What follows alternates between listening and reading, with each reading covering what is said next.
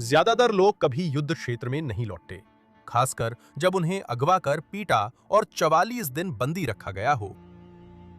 James फोली ने किया। उनका मानना था कि कुछ कहानियां इतनी महत्वपूर्ण होती हैं कि उन्हें बताने के लिए सब कुछ दांव पर लगाया जा सकता है। उन्होंने युद्ध की मानवीय कीमत दिखाने के लिए खुद को सैनिकों, विद्रोहियों और नागरिकों के साथ सबसे खतरनाक संघर्षों में शामिल किया। लेकिन 2012 में सीरिया में प्रवेश करने के बाद वो गायब हो गए।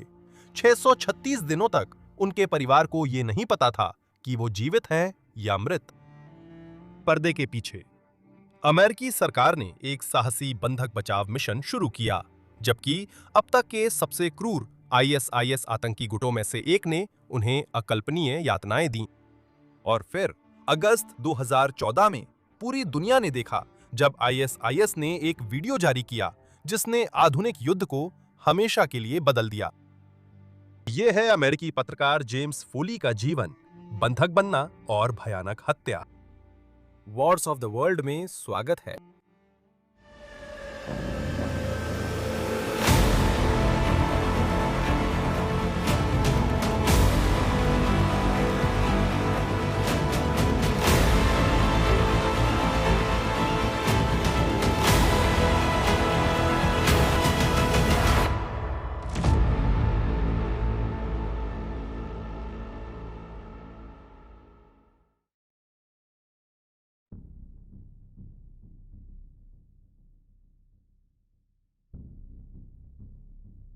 जेम्स डायन और जॉन फोली के 5 बच्चों में सबसे बड़े थे और उन्होंने वुल्फ्सबोरो, न्यू हैम्पशायर में बचपन बिताया। 1996 में उन्होंने मिल्वॉकी, विस्कॉन्सिन के मार्क्वेट विश्वविद्यालय से इतिहास में बैचलर ऑफ आर्ट्स की डिग्री प्राप्त की। इसके बाद उन्होंने टीच फॉर अमेरिका कार्यक्रम में भाग लिया और 3 साल तक एरिजोना में प्राथमिक स्कूल के बच्चों को पढ़ाया। पढ़ाना उनका असली जुनून नहीं था और 1999 में उन्होंने मैसाचुसेट्स विश्वविद्यालय एमहर्स्ट में क्रिएटिव राइटिंग में एमएफए करने के लिए नौकरी छोड़ दी, जो 2002 में पूरा हुआ। 2004 में वे शिकागो गए, जहां कुक काउंटी बूट कैंप में युवा अपराधियों को लेखन सिखाया। 2007 में उन्होंने नॉर्थ वेस्टर्न के मेडिल स्कूल ऑफ जर्नलिज्म से मास्टर ऑफ साइंस पत्रकारिता की डिग्री ली। 2009 में जिम इराक गए और बगदाद में यूएसएड द्वारा वित्त पोषित तातवीर विकास परियोजनाओं पर काम किया। वहीं पर वे यूएस 101वीं एयरबॉर्न डिवीजन और इंडियाना नेशनल गार्ड की 76वीं इन्फेंट्री ब्रिगेड के साथ एक एम्बेडेड पत्रकार बन गए। अगले साल उन्होंने अमेरिकी 4थी इन्फेंट्री डिवीजन और 10वीं माउंटेन डिवीजन के साथ अफगानिस्तान से रिपोर्टिंग शुरू की। जनवरी 2011 में जिम ने स्टार्स एंड स्ट्राइप्स में अफगानिस्तान के लिए नियुक्त रिपोर्टर के रूप में शामिल हुए। 2 महीने बाद उन्हें कंधार एयरफील्ड पर अमेरिकी सैन्य पुलिस ने मारिवाना रखने और उसका इस्तेमाल करने के शक में हिरासत में लिया। उस साल मार्च में जिम ने अपराध स्वीकार कर लिया और इसके बाद अपने पद से इस्तीफा दे दिया। इसके बाद उन्होंने बोस्टन के ग्लोबल पोस्ट में काम शुरू किया। वो मुअम्मर गद्दाफी के खिलाफ विद्रोह कवर करने लीबिया गए और विद्रोहियों के साथ रहकर रिपोर्टिंग की। उस समय लीबिया में गद्दाफी की सत्ता गिराने के लिए क्रूर गृहयुद्ध चल रहा था, जिससे जिम और उनके सहयोगी जल्द ही पत्रकारों की असुरक्षा को समझने वाले थे।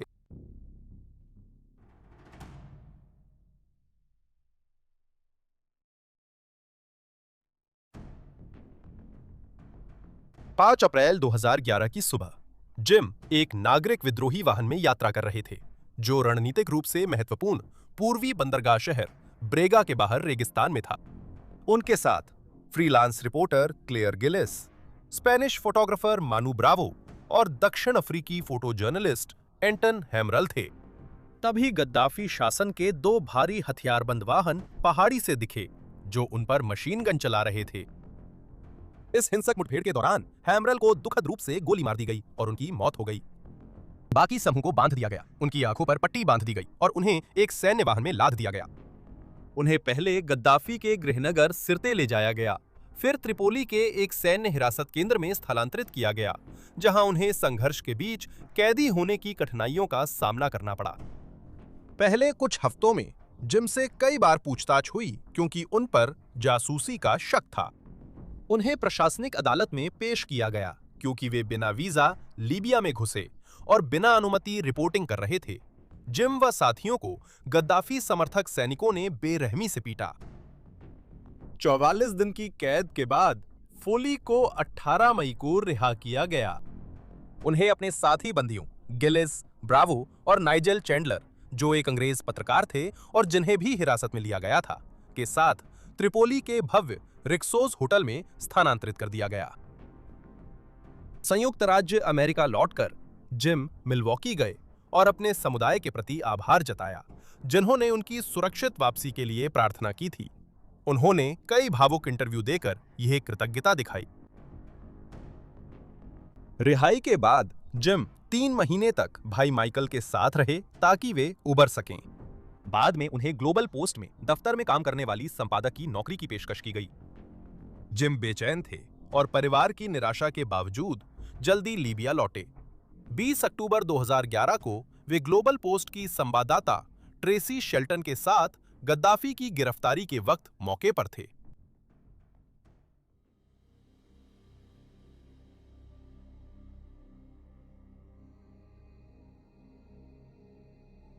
दो 2012 में सीरियाई विद्रोह एक पूर्ण पैमाने पर गृहयुद्ध में बदल गया क्योंकि शांतिपूर्ण स्थानीय विरोध प्रदर्शन राष्ट्रपति बशर अल असद की सरकार के खिलाफ एक सैन्य विद्रोह में बदल गए। संघर्ष बढ़ा क्योंकि विद्रोहियों ने प्रमुख क्षेत्रों और शहरी केंद्रों पर कब्जा कर लिया। जिम ने सीरिया जाकर अत्याचारों की रिपोर्टिंग करने की इच्छा जताई और क्लेयर गिलिस को बताया कि वो ब्रिटिश फोटो जर्नलिस्ट जॉन कैंटली के साथ जाने वाले हैं, जिनसे वो पिछले साल लीबिया में मिले थे। लीबिया खतरनाक था, लेकिन सीरिया की हालत और भी गंभीर थी। परिवार और दोस्तों की चिंता व खतरों के बावजूद 2012 की शरद ऋतु में जिम स्वतंत्र संवाददाता के रूप में युद्ध को कवर करने सीरिया गए। जिम की सीरिया में पत्रकारिता का मुख्य फोकस गृहयुद्ध में नागरिकों की पीड़ा दिखाना और बिखरती विद्रोही ताकतों पर जमीनी स्तर से निष्पक्ष नजरिया पेश करना था। उन्होंने अस्पताल, अस्थायी आश्रय और तबाह इलाकों में समय बिताया, जहां आम सीरियाई लोगों के दर्द और जुझारू हौसले को कैमरे में कैद किया। एक स्वतंत्र वीडियो रिपोर्टर के रूप में वे ग्लोबल पोस्ट और एजेंट्स, फ्रांस प्रेस के लिए अलेप्पो और लिडिड जैसे जोखिम भरे इलाकों में रिपोर्टिंग के लिए प्रसिद्ध थे। जिम अपने न्यूनतम उपकरणों के साथ काम करने के लिए जाने जाते थे, जिससे वे कम सामान के साथ यात्रा कर सकते थे और स्थानीय लोगों तथा विद्रोही लड़ाकों दोनों के साथ जल्दी विश्वास बना सकते थे। उन्होंने खुद को लगातार खतरनाक परिस्थितियों में डालकर जबरदस्त बहादुरी का प्रदर्शन किया। जब बड़े समाचार नेटवर्क्स ने अपहरण के खतरे से सीरिया से स्टाफ हटाया, तो जिम जैसे फ्रीलांस संघर्ष पत्रकार ही दुनिया को युद्ध के बढ़ते अत्याचार दिखाने का मुख्य जरिया बने। हालांकि वह खतरों से अनजान नहीं थे और दूसरी बार अपहरण से पहले जिम व उनके साथी पत्रकारों ने उन नागरिकों के साथ अपने संबंधों में बड़ा बदलाव महसूस किया, जिन्होंने पहले उनका स्वागत किया था। साथ ही आईएसआईएस का वो अज्ञात खतरा भी था, जो इराक में एक भूमिगत विद्रोह से सीरियाई गृहयुद्ध में एक ताकतवर उग्रवादी ताकत में बदल रहा था। इस अलगाववादी इस्लामी समूह को अमेरिका और ब्रिटेन सहित पश्चिमी देशों से गहरी नफरत थी, जिससे जिम जैसे पत्रकार गंभीर खतरे में थे।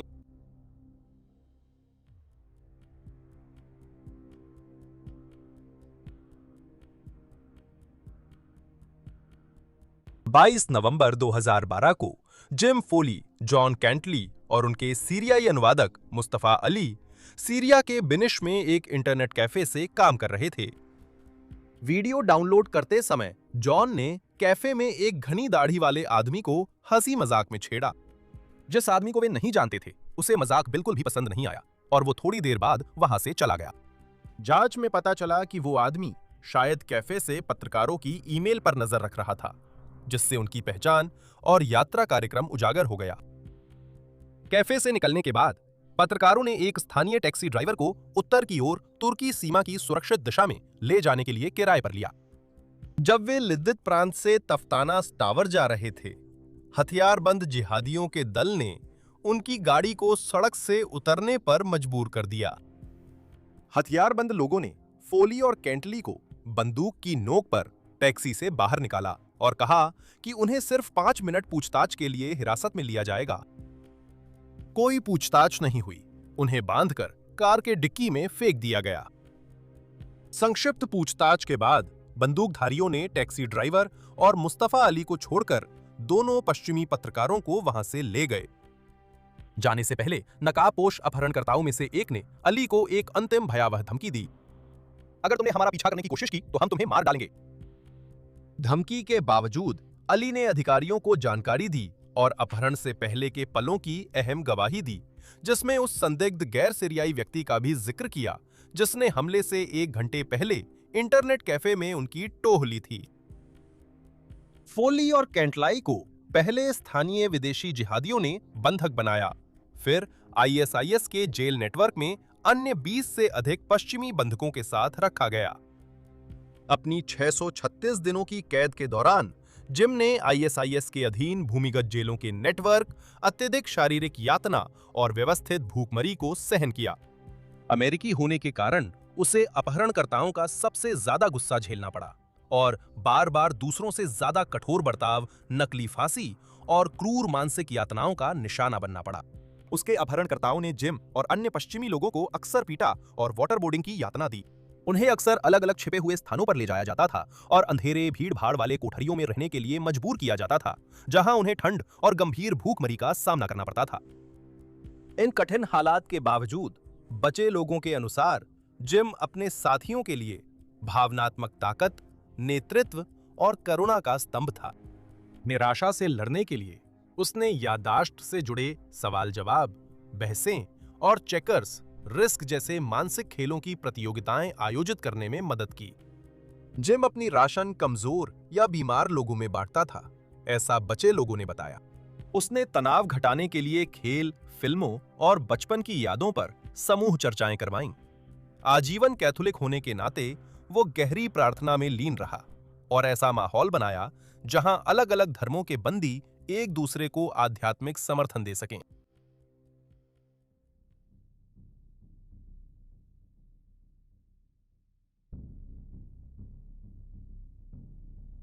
कभी-कभी बंधकों की निगरानी ब्रिटिश आईएसआईएस आतंकवादियों के 4 सदस्यीय समूह द्वारा होती थी। बंधकों ने इस समूह को द बीटल्स नाम दिया, जो इंग्लिश रॉक बैंड से प्रेरित था, क्योंकि उनके लंदन के उच्चारण अलग थे। इस समूह का सरगना और सबसे क्रूर पहरेदार मोहम्मद एमवाजी था, जिसे जिहादी जॉन कहा जाता था। समूह के बाकी सदस्य थे अलेक्जेंडर कोटी, जॉर्ज, जो मुख्य रूप से भर्ती करने वाले के रूप में काम करते थे और एक असाधारण रूप से क्रूर पूछताछकर्ता थे, अल शफी अल शेख यानी रिंगो, जो समूह का मुख्य कारिंदा था, फिरौती और शारीरिक उत्पीड़न की योजना बनाते थे, आयन डेविस, पॉल, जो लंदन के पूर्व गिरोह सदस्य और ड्रग डीलर थे, सीरिया जाकर आईएसआईएस में शामिल हुए। बंधकों ने बताया कि बीटल्स स्थानीय सीरियाई या इराकी आईएसआईएस गार्ड से ज्यादा डरावने थे, क्योंकि वे मानसिक और शारीरिक यातना के नए-नए, बेहद विकृत और क्रूर तरीके अपनाने में आनंद लेते थे। उनकी हरकतों में क्रूर गीतों की पैरोडी भी थी। वे अक्सर कैदियों को ईगल्स के मशहूर गाने होटल कैलिफोर्निया की एक विकृत पैरोडी गाने के लिए मजबूर करते थे, जिसके बोल बदलकर होटल उसामा कर दिए गए थे और इसमें जबरन बार-बार गवाया जाता था, तुम कभी नहीं जा पाओगे। Fight clubs. उन्होंने भूखे, कमजोर बंधकों को एक दूसरे से तब तक शारीरिक रूप से लड़ने के लिए मजबूर किया जब तक वे थकावट से गिर नहीं गए, और नकली मौत देने का नाटक भी किया। वे फोली और दूसरों को अक्सर नकली फांसी, वाटरबोर्डिंग और दीवारों से लगाकर सूली पर चढ़ाने जैसी यातनाएं देते थे। वे बंदियों के सिर पर खाली चेंबर वाली बंदूक रखकर ट्रिगर दबाते और उनकी दहशत पर हंसते थे।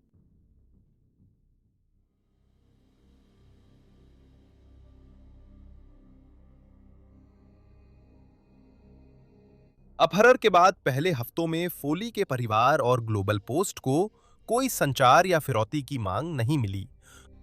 उन्हें बिल्कुल भी पता नहीं था कि वह जीवित हैं या मर चुके हैं, और उनकी सुरक्षा को लेकर अत्यधिक सतर्कता और डर के कारण परिवार और मीडिया संगठनों ने शुरू में उनके मामले को चुपचाप रखने का फैसला किया, ताकि अज्ञात अपहरणकर्ताओं के बीच उनकी एक हाई प्रोफाइल संपत्ति के रूप में कीमत न बढ़ जाए। जांच का फोकस जिम के ताफ्तानास से तुर्की सीमा तक के रास्ते को ट्रैक करने पर था। शुरुआती सुराग जल्द खत्म हो गए क्योंकि उन्हें विद्रोही गुटों के बीच घुमाया गया और बाद में आईएसआईएस को सौंप दिया गया। 1 साल से ज्यादा समय तक फोली परिवार को यह नहीं पता चला कि जिम जीवित है। 2013 के अंत तक रिहा यूरोपीय बंदियों ने पहली बार ठोस सबूत दिए कि वह जीवित है। उन्होंने सीरिया की छिपी हुई भूमिगत जेलों के नेटवर्क का जिक्र किया, जहां जिम को करीब 2 दर्जन अन्य पश्चिमी बंधकों के साथ रखा गया था। दिसंबर 2013 में आईएसआईएस के अपहरणकर्ताओं ने फोली से संपर्क कर 3 निजी सवाल पूछे ताकि वो परिवार को अपनी पहचान साबित कर सके, जिनमें एक था उसके भाई की शादी में कौन रोया था। इस संपर्क ने परिवार में उम्मीद जगा दी।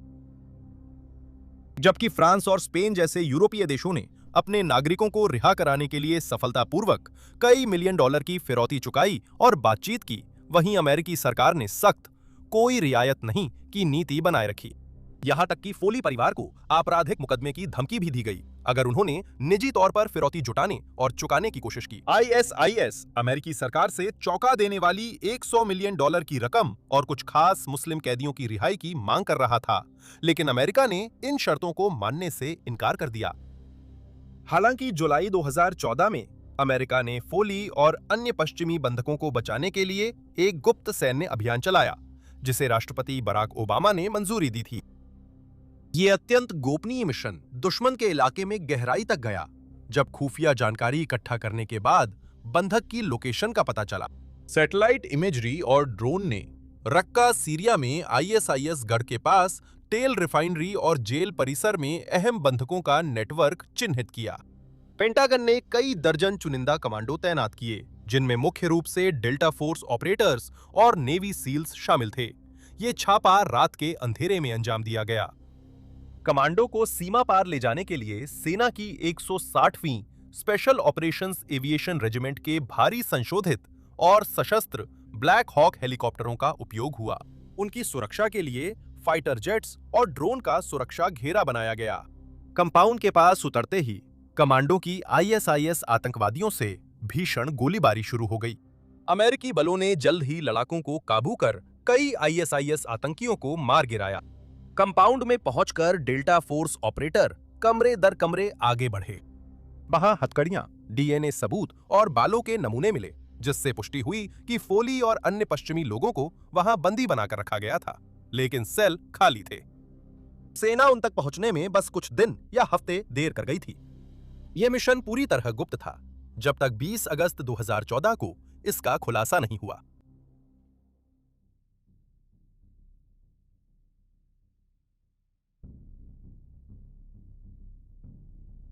गार्डो द्वारा लिखित संवाद पर रोक के कारण जिम ने डेनिश बंधक डेनियल राय ओटेसन से अपने परिवार के लिए पत्र याद रखने को कहा। ओटेसन जून 2014 में रिहा होने पर फोली के माता-पिता को वो पत्र सुनाया। उस पत्र में जिम ने उन खेलों का जिक्र किया जो वे खेलते थे, अपने परिवार के लिए गहरा प्यार जताया और उनसे मजबूत बने रहने की अपील की। उसने स्पष्ट रूप से लिखा, मुझे पता है कि आप मेरे बारे में सोच रहे हैं और मेरे लिए प्रार्थना कर रहे हैं और मैं इसके लिए बहुत आभारी हूं। मैं आप सबकी मौजूदगी महसूस करता हूं, खासकर जब मैं प्रार्थना करता हूं। बेटे का दिल दहला देने वाला संदेश सुनने के बाद फोली परिवार को और डरावनी खबर मिली।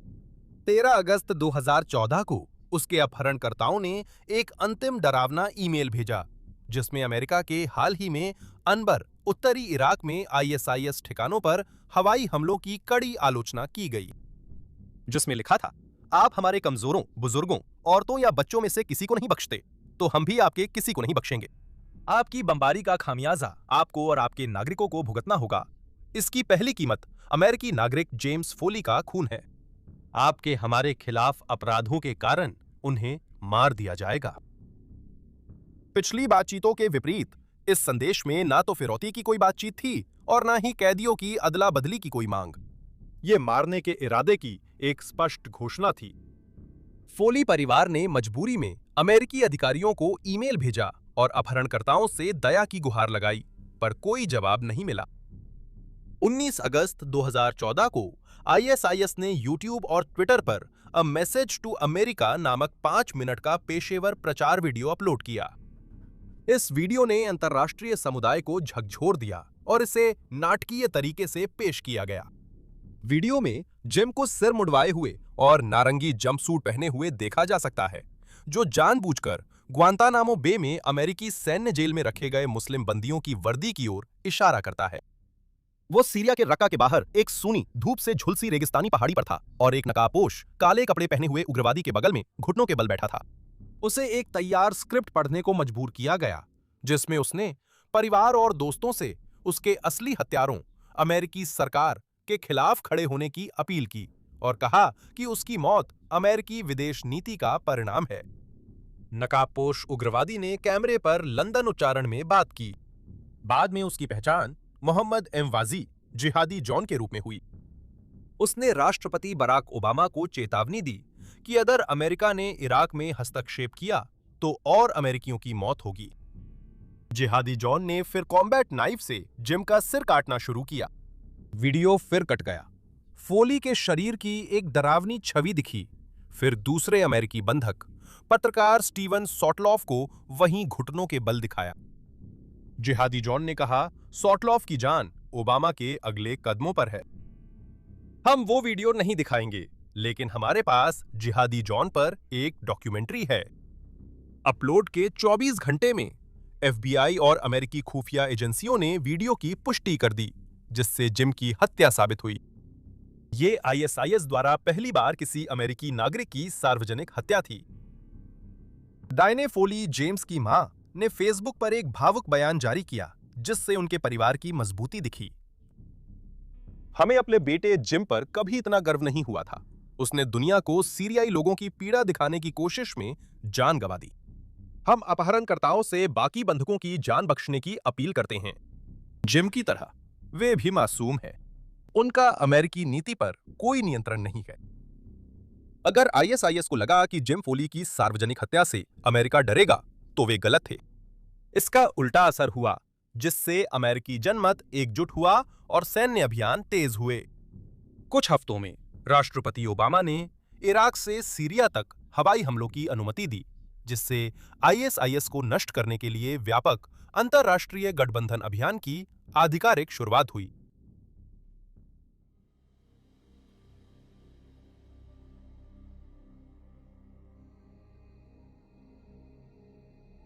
जॉन और जिम का अपहरण हुआ, पर जॉन का क्या हुआ पता नहीं। अन्य पश्चिमी बंधकों के विपरीत, जिन्हें कैमरे पर मार दिया गया था, जॉन को बख्श दिया गया और अपहरणकर्ताओं के प्रवक्ता के रूप में इस्तेमाल किया गया। कड़ी दबाव में वो 14 प्रचार वीडियो में नजर आया और आतंकवादी समूह के प्रकाशन के लिए लेख भी लिखे। हालांकि दिसंबर 2016 में इराक के मोसुल में फिल्माए गए एक आईएसआईएस प्रचार वीडियो में दिखने के बाद वो सार्वजनिक नजरों से गायब हो गया। तब से उसके साथ क्या हुआ, इस पर अलग अलग रिपोर्टें आई हैं। कई लोगों का मानना है कि वह संभवतः मोसुल की भीषण लड़ाई के दौरान, जो 2016 के अंत या 2017 की शुरुआत में हुई थी, एक गठबंधन हवाई हमले में मारा गया था। हालांकि 2019 में ब्रिटेन सरकार ने संक्षेप में उल्लेख किया था कि उन्हें लगता है कि वो अभी भी पूर्वी सीरिया में आईएसआईएस के बचे हुए इलाकों में जीवित हो सकता है। हालांकि इस दावे का समर्थन करने के लिए कभी भी कोई ठोस सबूत या जीवित होने का प्रमाण सामने नहीं आया। बीबीसी की होस्टेज सहित कई डॉक्यूमेंट्रीज ने उसकी आखिरी गतिविधियों का पता लगाने की कोशिश की, लेकिन सफल नहीं हुई। सालों तक उम्मीद बनाए रखने के बाद उसके परिवार ने आखिरकार उसकी संभावित मृत्यु को स्वीकार कर लिया और उसकी याद में एक अंतिम संस्कार समारोह आयोजित की। 2026 तक जॉन के जीवित होने की संभावना बहुत कम है। हम सिर्फ आशा कर सकते हैं कि वो एक दिन मिल जाए।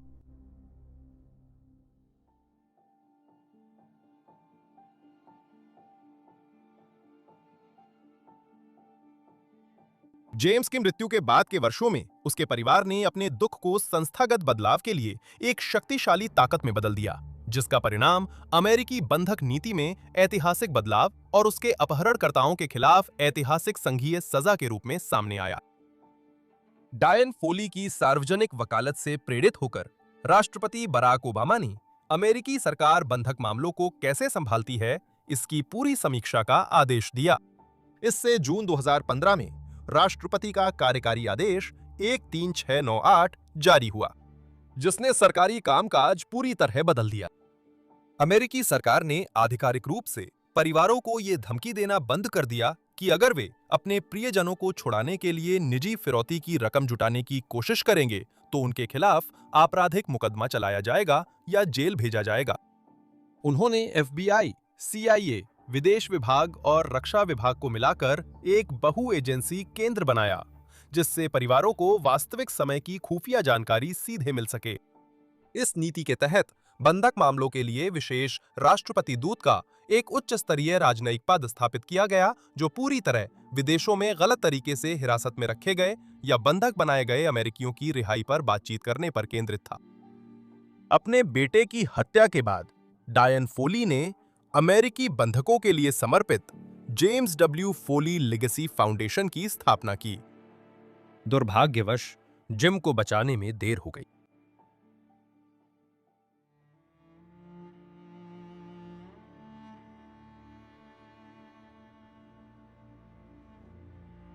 फोली की यातना और हत्या के लिए जिम्मेदार ब्रिटिश ISIS सेल की तलाश अमेरिकी सरकार की प्राथमिकता बनी और नवंबर 2015 में सीरिया के रक्का में एक अमेरिकी ड्रोन हमले में जिहादी जॉन मारा गया।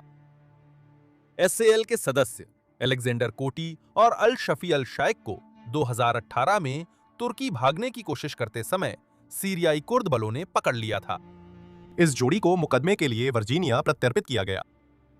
कोटी ने 2021 में जुर्म कबूल किया था।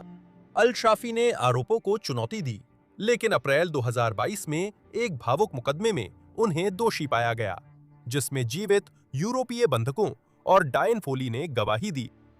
कोटी और अल शैक दोनों को बिना पैरोल उम्र कैद की 8 साथ चलने वाली सजाएं मिली।